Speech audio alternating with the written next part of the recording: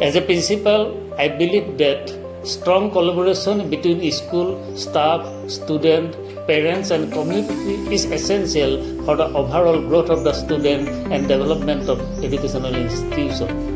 Giving due importance to this aspect, I have taken up several initiatives like creating a vision to the school where teachers, students, parents are actively involved. Curriculum development in collaboration with the teacher and education expert supports students emotionally, academically and socially through counseling, mentoring and remedial classes. Preparing a school development plan with the help of teachers and SMDC. I actively involve teachers, students, parents and community in a regular cleanliness and hygiene maintaining drive. I believe that the desired goal can be achieved only through collaborative efforts.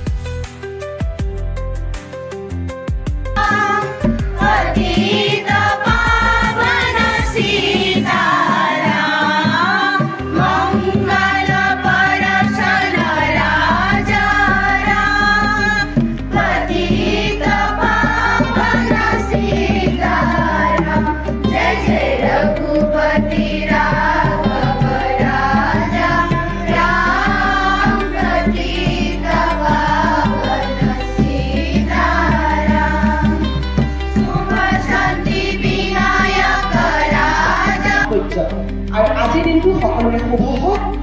এই উদ্দেশ্যে 1965 চনৰ 14 নৱেম্বৰৰ পৰাই শিশু দিৱস হিচাপে আজিলৈকে পালন কৰি অহা হৈছে। তেখেত স্বাধীন ভাৰতৰ প্ৰথম প্ৰধানমন্ত্ৰী আৰু তেওঁৰ বিদগ্ধ এজন পণ্ডিত আছে। বিশ্বত পণ্ডিত বুলি ক'লেও আমি বসবাস কৰা।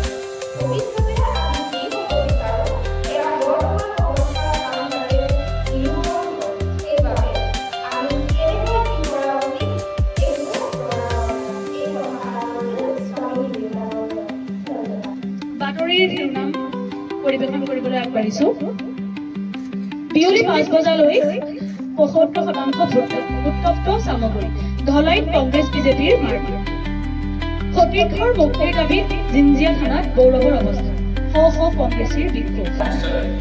ভাৰতবৰ্ষৰ জাতীয় কংগ্ৰেছৰ কিমান চনৰ অধিৱেশনত তেওঁ সভাপতিত্ব দায়িত্ব অৰ্পণ কৰা হৈছিল বাৰু?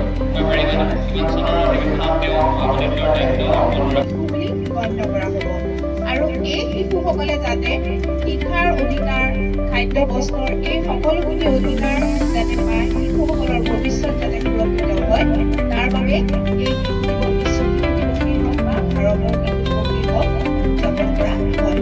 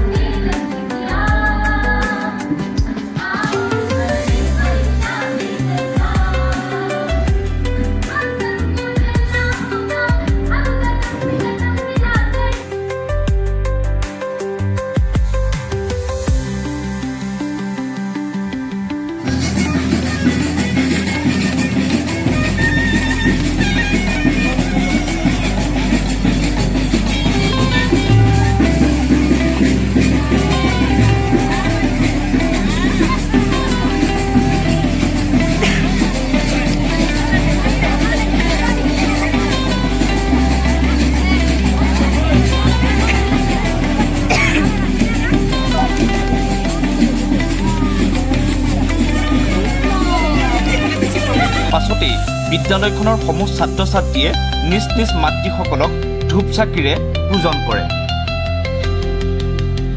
এক সুন্দৰ আৰু আধ্যাত্মিক পৰিৱেশৰ মাজেৰে শিক্ষাগুৰুসকলৰ উপস্থিতিত ছাত্ৰ ছাত্ৰীসকলে নিজৰ মাতৃক পূজন কৰি শিক্ষাগুৰুৰ পৰাও আশীৰ্বাদ গ্ৰহণ কৰে।